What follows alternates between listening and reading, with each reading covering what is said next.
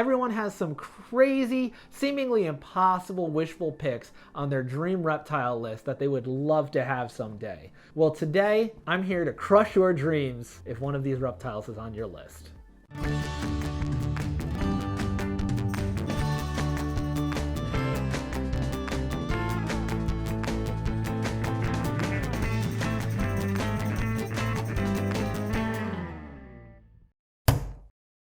While certain reptiles make amazing pets for just about anyone, like crested geckos, bearded dragons, corn snakes, there's also reptiles out there that really don't make good pets for anyone, like alligator snapping turtles and caiman. But then there's reptiles out there that many might want as a pet, but that is never going to happen. So let's talk about who and why. Before that though, since I obviously don't have any of the reptiles we're going to talk about today, I am joined by Kali, my eastern indigo snake. I guess you could say she's quote unquote my rarest pet reptile, because here in New York you can't have them as pets. You need a special license to own one through the DEC for education purposes. So if you live in New York and you want one of these, you're going to have to move elsewhere because it's impossible really. The first spot goes to the king of the lizards, a reptile that is on probably a lot of people's like kind of crazy wishful dream reptiles list, including my own honestly, the Komodo Dragon. Found only on a handful of islands in Indonesia, this massive lizard can grow to be almost 10 feet long and weigh over 100 pounds. It's listed as vulnerable by the IUCN due to various human activities such as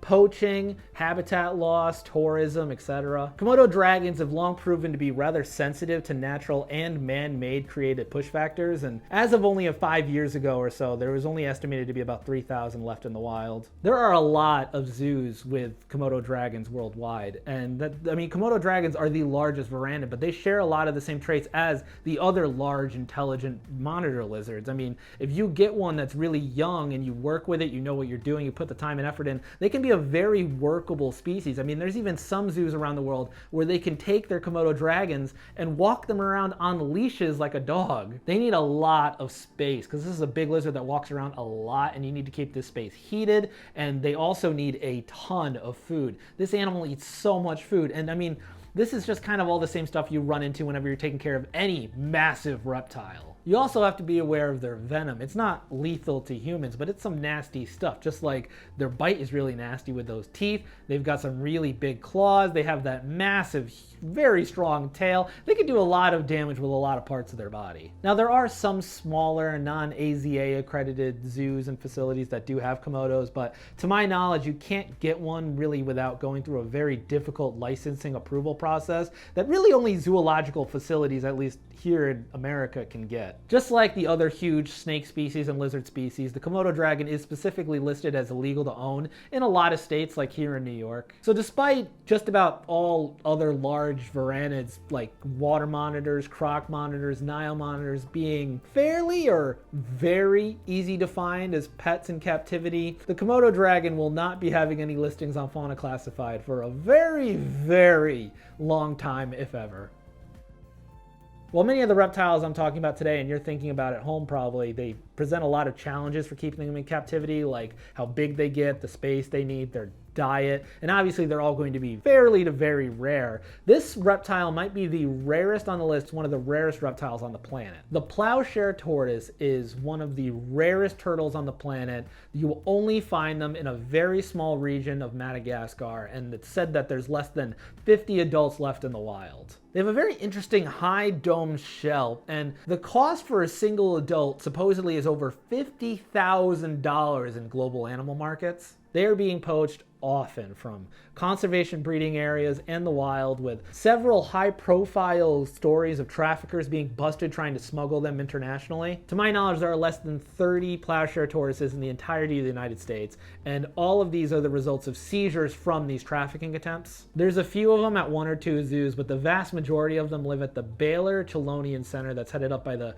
Turtle Conservancy Organization, and these guys specialize in breeding and rearing very endangered rare turtles. Camp Kennan actually has a video all about visiting this species at this area. And they're not even that big, and diet and care-wise, I heard they're actually very similar to radiated tortoises, also from Madagascar, but just with how on the brink of extinction they are, and how basically all of the ones outside of Madagascar weren't even legally taken there, they were all seized. Like, just the chances of these ever going to the pet market are centuries away.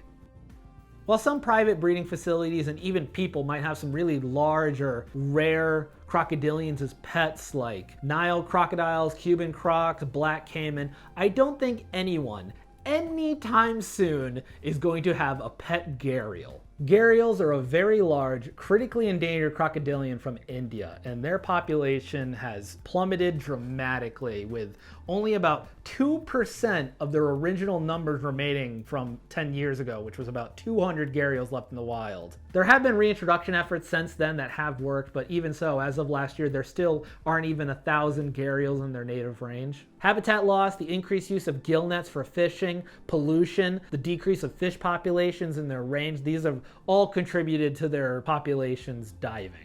You can go to some zoos outside of India to find them, with really just the biggest zoos in North America and Europe having them, with the Bronx Zoo and the LA Zoo being the two most recent ones to get them. They got some juveniles back in 2017. This species does present unique challenges that aren't really associated with other crocodilians. As I said, they're mostly fish eaters, which is why they have that really long, thin snout with all the teeth. They also eat a lot of soft-shelled turtles and crustaceans in the wild, really no mammals at all. So you can't really get away with the same diet that you could with caiman or alligators in captivity. They also get absolutely colossal. This is a huge reptile. I mean, if you look back even 100 years ago, early 20th century, before almost all of them were wiped out, there were adults being recorded that were 25 to 30 feet in length. So despite their striking profile and appearance, this is not going to be a reptile you will really ever see outside of a zoo in captivity. And hopefully their reintroduction efforts continue to go well, so some of us may be lucky enough to see some in the wild.